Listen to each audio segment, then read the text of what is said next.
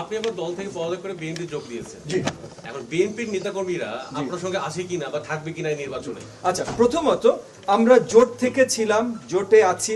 বিএনপির নেতাকর্মীরা একদম শুরু থেকে স্বতঃস্ফূর্তভাবে আমাদেরকে সহযোগিতা করছিল, আমাদের সাথে কাজ করছিল।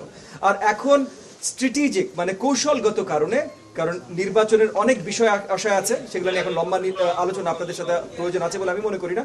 তবে সেই কৌশলগত কারণে আমরা এক মার্কায় নির্বাচন করবো। আমরা মনে করি আমাদের বিরুদ্ধে একটা ষড়যন্ত্র প্রচেষ্টা হয়েছে, যেখানে আরপিওতে নিশিরাতের ভিতরে হঠাৎ করে বদল আনা হয়েছে, যার জন্য আমরা এক মার্কায় জোটে সবাই যেতে পারবো না। তো সেটা মোকাবেলা করবার জন্য এগেন স্ট্র্যাটেজিক মানে কৌশলগত কারণে আমরা নির্বাচনী মার্কা ধানের শীষ নিয়ে নির্বাচনে যাচ্ছি। সেক্ষেত্রে বিএনপি নেতাকর্মীরা আপনার সঙ্গে আছে?